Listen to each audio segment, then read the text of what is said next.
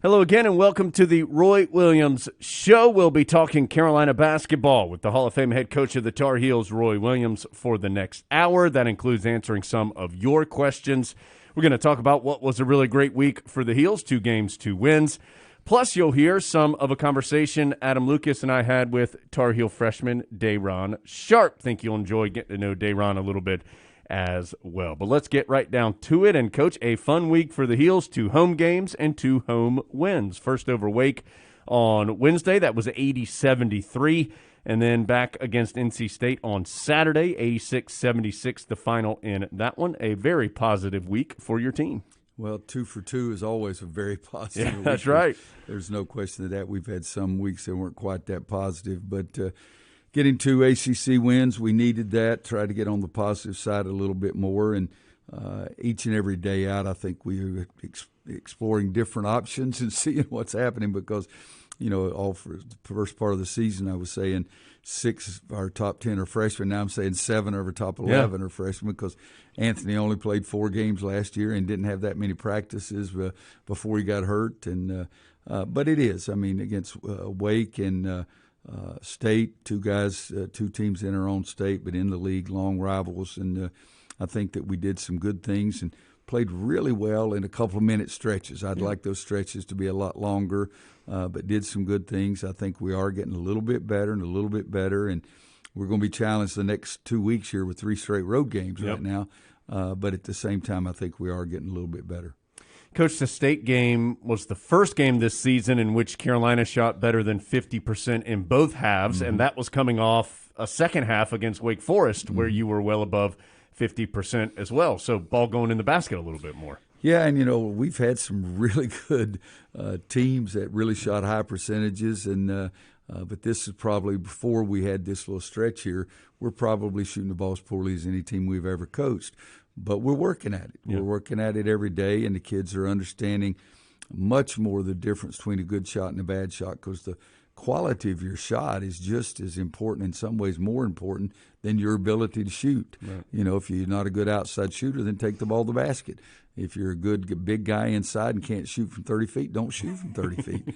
So it's a little bit of both, but I do think our guys understand what we're trying to get to is to get a great shot with the board covered. And a great shot is one that you make a lot. A great shot is one that your teammates are not surprised by you taking it. If you take a shot that surprises your teammate, then he's not getting to the board or getting back his defensive balance or anything. So I think we're getting a better feel of that as we go along. Coach, that win on Saturday, a lot of numbers that you traditionally like. 5 players in double figures, a rebounding advantage of plus 14, plus you had advantage in both points in the paint and second chance points. Yeah, I did like all those. I didn't like the 8 turnovers in the second half, and we had more turnovers than North Carolina State. We will have a few more turnovers than they do, but we do some other things that are good. But I didn't like the 8 turnovers in the second half, and I thought so many of those could have been easily changed, and I think we need to do that before you make the play.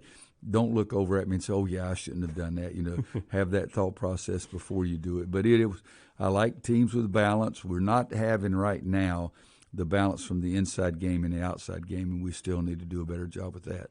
Carolina did score 86 points in the game. That was a season high for Carolina to this point. And, Coach, a big reason for that and a big reason for some of the numbers that I just gave as well, Armando Bacot and Day'Ron Sharpe. They were combined 16 of 25 from the field against the Wolfpack. The 2 of them, 33 points and 18 rebounds. They really did a nice job, and that was the kind of percentage we expect from our post players. I mean, you're shooting closer in, you're getting better shots.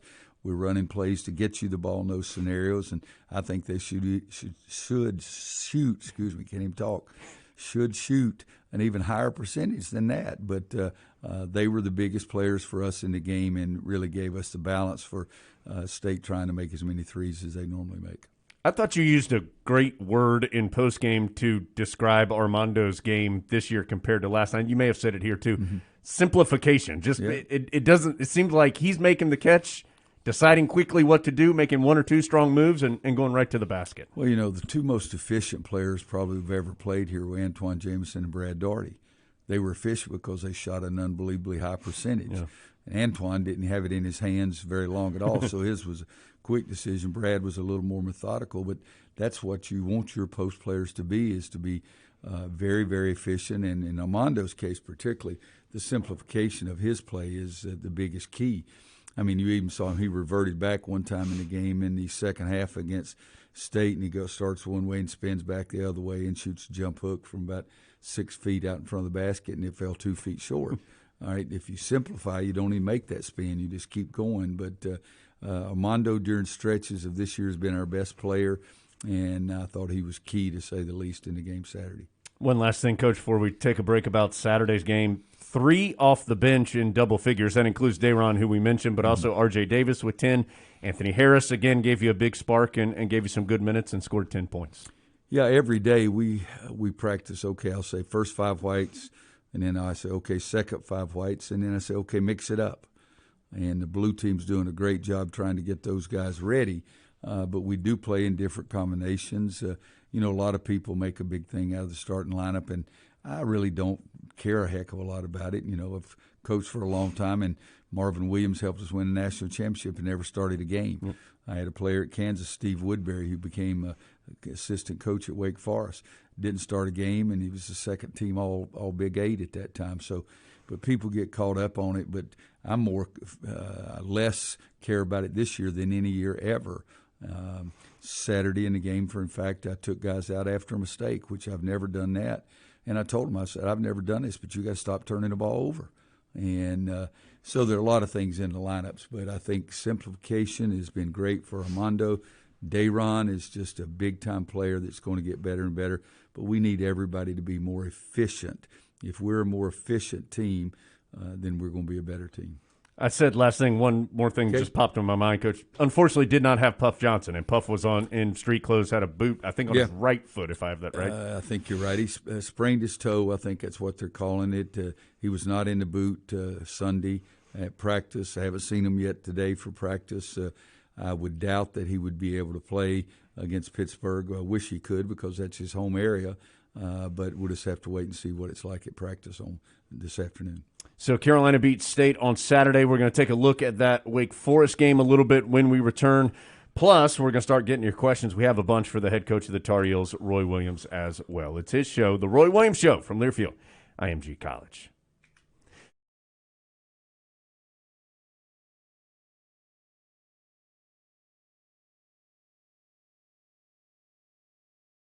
Let's scoot back to Wednesday night, Carolina hosting Wake Forest. And, Coach, it was a slow start to the game, about 10 minutes there, but the last 30 minutes or so, your team really found its footing, played well, particularly in efficient, we use that word a lot in the first segment, but efficient shooting and minimizing turnovers as well.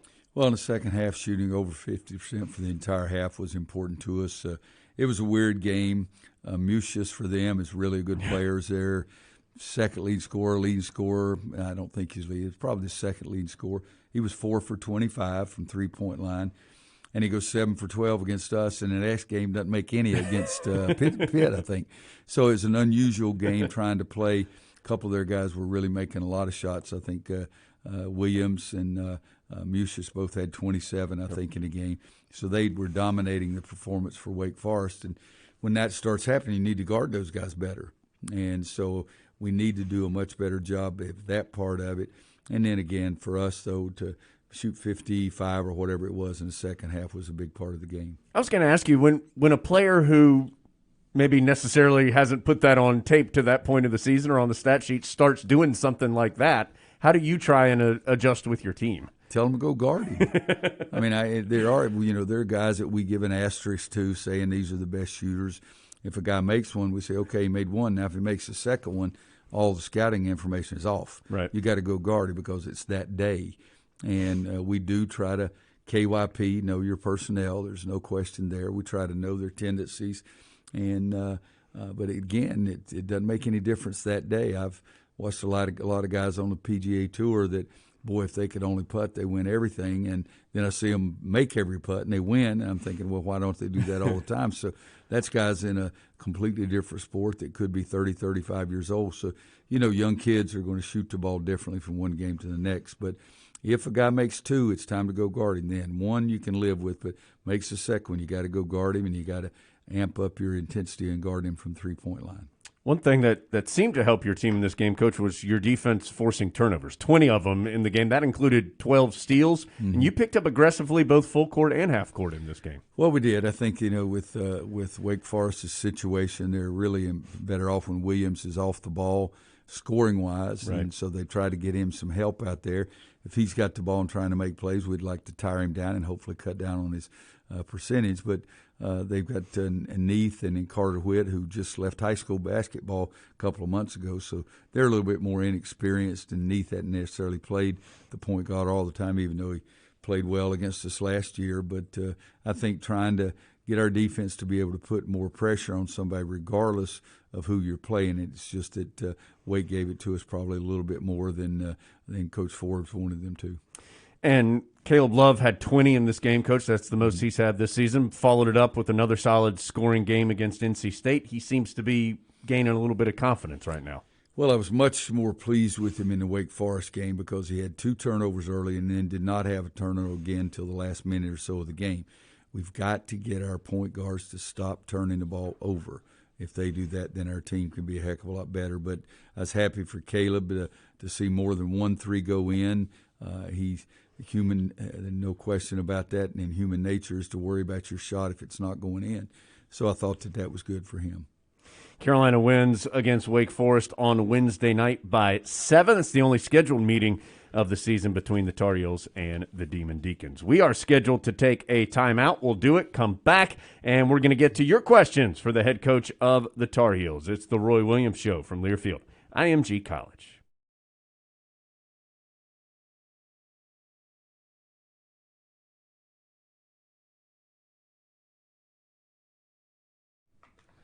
Back with the Hall of Fame head coach of the Tar Heels, Roy Williams. That's him, his show. My name's Jones. So happy that you're here with us today. No matter how you're listening, maybe it's on the Tar Heel Sports Network, maybe it's on GoHeels.com or the Go Heels app. Maybe you're listening through the TuneIn app. Maybe you're listening as a podcast. Whenever you want to. So we appreciate you being with us however you're joining us today. And you can also join the show by asking questions. AskTheHeels@gmail.com is the email address. That's always open. We'll check it on Sundays and Mondays as we get ready for the show. You can also send a tweet right to me at JonesAngel, 2 L's at the end. And here in this segment of the show, we always pick our top 3 questions, and they are presented by Blue Cross and Blue Shield of North Carolina, reminding you to practice your 3 W's: wear, wait, wash, and we resolve to keep North Carolina healthy. Let's get to it, and Coach will start with Joel Kaufman. Joel sent this one in, I believe it was via email, and said he is a JV head coach in Tennessee, and he has found this season very difficult to build the type of community he desires with his team due to all the changes in schedule, protocols, sudden audibles due to the pandemic. With relationships being so important in your coaching style, have you noticed some of those same challenges? And what kind of measures have you taken to try and combat them and build that community with your squad?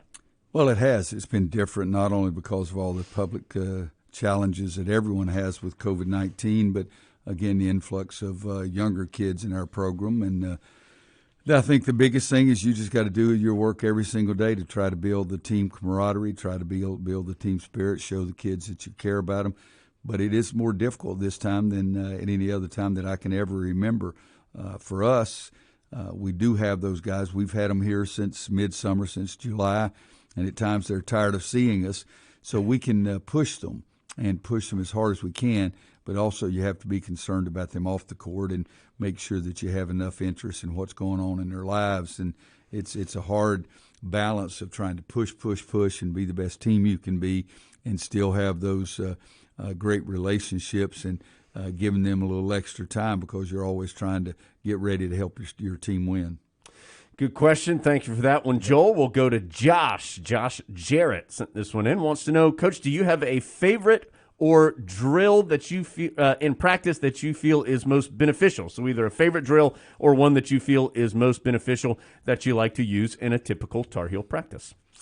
Well, if I had to pick one that I enjoy more than anything, it would be something that we haven't done nearly as much this year as we have in years past, and we have what we call stop, score, stop. at some time in the game, what you need to do is get a stop, get a score, get another stop, and that's going to be a big, big part of the game, and it's usually in that last 4 minutes or something like that. And so we give the ball to the blue team, say, okay, White's in charge, you got to get a stop, and then you got to get a score, and then you got another stop. If you do that, you win the contest. If Blues happen to score on you the very first possession, then they're in charge. So White's coming back down court against them. And so that score they had, that's good, but that just puts you in control. Now you've got to get a stop, another score, and then a stop. And I think with our more experienced teams, that's been by far the best drill that we've had and best thing that we use in practice. I think that, in fact, I think it was 17, we're playing Arkansas, and we were in a tough situation, and Isaiah Hicks said, hey, guys, we do this every day because a lot of times we work up 6 with 3 minutes to play, and a lot of times we work down 6 with 3 minutes to play. But Isaiah said, hey, we've done this all the time. And I said, that's right. Let's get a stop, score and stop, and see what it looks like at that point. And we did get a stop and then made a basket, I think, and got fouled and got another stop. And we didn't stop the game and say how we're doing, but we kept going. And I think getting some stops like that is crucially important if you want to be successful at the end of the year. Do you or have you added any new drills through the years? I mean, you've been doing it so long. Have you kind of stayed with what you've always done, or do you add new things? No, we add new things every year. We've done more just dribbling, ball handling drills this year, trying to learn to pass and catch to your teammate. I wish we'd had a drill that you could see which guys got on your jersey and which guys got on the other jersey. So in football, you always talk about the quarterback looking the defense off. Well, ours, it's 5 guys is all it is. So you got the ball, you got 4 teammates. It's fine to look to pass it to another teammate, but look to see where the defense is as well. You're always going to have something, but I think we change a great deal every year. Coach, one more of our 3 questions here presented by Blue Cross and Blue Shield. This one comes from Chase Carpenter. Says he knows you're an avid golfer and wants to know favorite golf course you've ever played. Oh, Chase, I've been very fortunate, because I've played at Augusta, I've played at Pine Valley, I've played at Wingfoot. People ask me that a lot about where would I play, and I always say if I could snap my fingers and be there, not have the transportation problem of the drive or the flight or anything. Grandfather Mountain up in the mountains of West North Carolina is this most beautiful place in the world to me. I'm a mountain guy, and so I would play there. But at the same time, the other question is, who's your dream fortune? Well, my dream fortune to play golf is my buddies, and it's not Michael Jordan and Beyonce and a couple other people. It is my buddies, and I've enjoyed a lot of rounds with Michael. I haven't enjoyed any with Beyonce, but so with me, it's the same kind of question. I'm going to enjoy the golf course where I am because I love to be outside and playing. Yeah, don't know her status of her handicap there. Yeah, Beyonce. don't know Beyonce's handicap. Good questions, everybody. Thank you. Those are our top 3 brought to you by Blue Cross and Blue Shield of North Carolina, reminding you to practice your 3 W's, wear, weight, wash, and resolve to keep North Carolina healthy. We're going to take a break, come back. Some more questions with Coach, plus we're going to preview the upcoming matchup with Pittsburgh as well. All still to come on the Roy Williams Show from Learfield IMG College.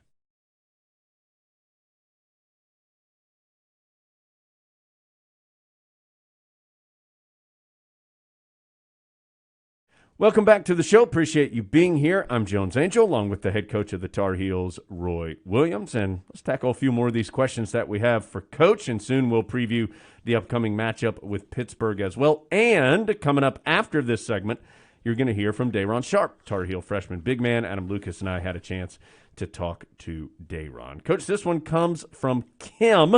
Kim says she loves Kerwin Walton and was interested to find out that he was not ranked as high as some of the other recruits that you brought in this particular recruiting class. Kim was interested, how do you find a player like that, and could you tell a little bit about Kerwin's recruitment? Well, I really have always felt the same way I do right now. I don't care where they're ranked nationally or any of these polls or lists or anything. If they're ranked high with me, that's all that I care about. If I like them, I don't care if anybody else likes them or not. But Kerwin, most lists was not even in the top 100. Every now and then he'd sneak into the top 90. But, excuse me, I was in Minnesota to recruit a young man named Zeke Najee that went to Arizona. And I think he was Pac-12 freshman of the year and then decided to leave after his freshman year. But I went up to see Zeke, and they were playing pickup games. And this one young kid, or this one young man, kept making a bunch of shots. And I asked one of the assistant coaches, I said, "Who is that?" And they said, "He's a young man that'll be a junior for us this year." And I think at that time he was, maybe I'm getting my years mixed up, but I think that's right. And he was an underclassman, and so I just remembered him, and then knew that we wanted some other guys who could really shoot the basketball, and we started talking about Kerwin. I called his high school coach, Coach Novak there at Hopkins, one of the great coaches that I see a bunch of really great high school coaches. And Coach Coach Novak has won several state championships there. And the neat thing is his father used to be a coach, and he won a few state championships there. But talked to Coach Novak about Kerwin, and he loved him as a young man. Thought he was one of the best shooters, if not the best shooter to ever coached. And so we started recruiting him. And, again, I didn't care where everybody ranked him as long as he fit what I liked, and he did. And we gave him a little time and a little time and a little time, and then he deserved more and he deserved more, so he got more. And he made 2 big baskets. The last 2 games he hadn't shot the ball well at all for what I see him do every day, but he made 2 big baskets when State made the run and to get it to 6 on Saturday, and I think he made 2 threes in a matter of a couple of 3 or 4 possessions during that time. But just a great youngster who is getting better and better in all aspects of the game, and he continues to be a guy we need to make some 3-point shots.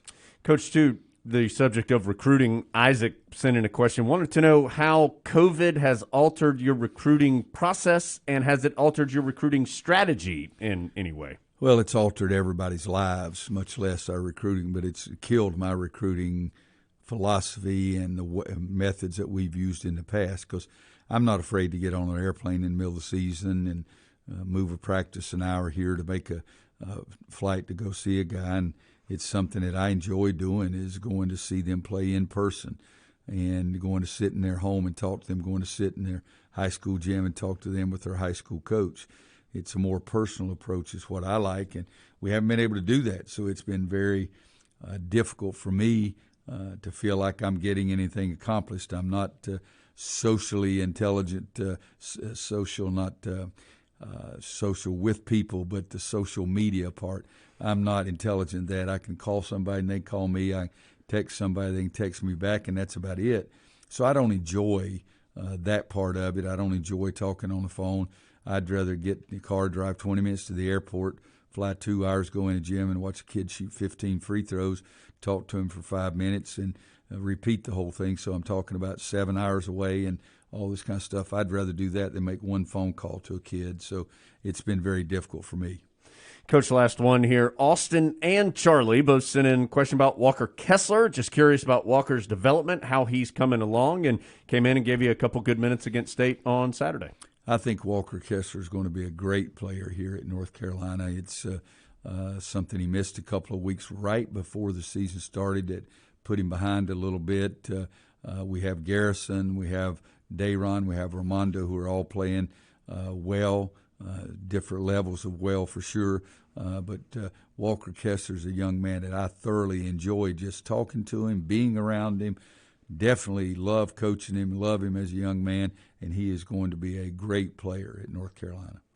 Coach, after this break, listeners are going to hear a little bit of a conversation Adam Lucas and I had with Dayron Sharp, and kind of a quiet guy but a funny guy, and obviously someone who's had a lot of success here in his first year with your team.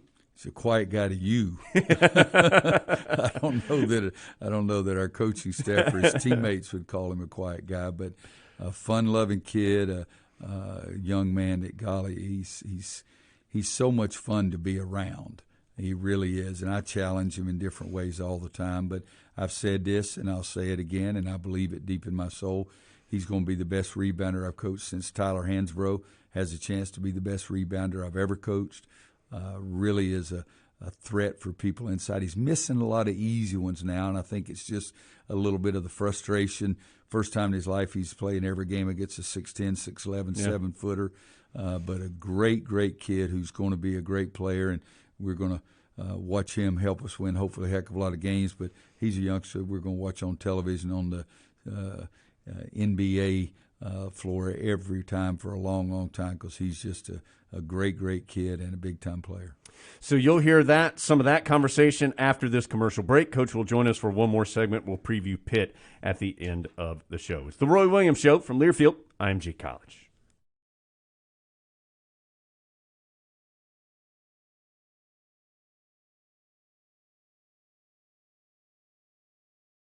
Carolina begins what is currently scheduled to be a 3-game road trip. That begins in Pittsburgh Tuesday night at 7 o'clock. And gosh, Coach, Pitt has a lot of familiar names from the last couple of seasons, guys who have been a big part of their success. Xavier Johnson, Audice Toney, Justin Champagnie, currently leading the ACC in both points and rebounding.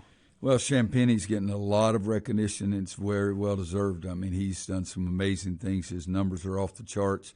He was really good last year. I thought he had 22 against us here in the Smith Center, and was probably the biggest reason they won the game. Up there at Pitt, we got him in foul trouble, or he got in foul trouble, either way you want to look at it, and didn't play as many minutes. But I thought he was one of the future stars in our league after the way he played against us here last year. And he's gotten off to a great start, has played well, as you said, number one in the ACC in points and rebounds. Johnson Xavier is one of the fastest guys, if not the fastest guy in college basketball, pushing the ball up the court against you. RJ and Caleb are going to be stunned how hard he pushes that ball against them. And he's a good shooter, good defender. He's this third year in a row, he's a double-figure scorer. Toney really does some big-time things for them. Koulibaly, I mean, they got those 4 guys all played against us last year and were successful, and they beat us both times last year. So we feel like it's a big challenge. They were unfortunate the other night against Wake. They missed a shot that would have won the game, and I say unfortunately. I was fortunate for Wake. I guess I felt like Steve needed to get lucky and get one there at Wake. But, no, they're a big-time basketball team, and they've started off having a really, really, really good year. Good rebounding team. They have a +7 rebounding margin. Good defensive team, holding teams below 40% and under 70 points per game. Another challenge coming up for the Heels. Again, it's Tuesday night, 7 o'clock. Radio-wise, we'll be on the air at 6 p.m. Coach, thank you as always for your time. Great to be with you, and look forward to talking with you again next week. All right, Jones, thank you very much, and hope everybody stays safe and healthy, and keep cheering for the Tar Heels.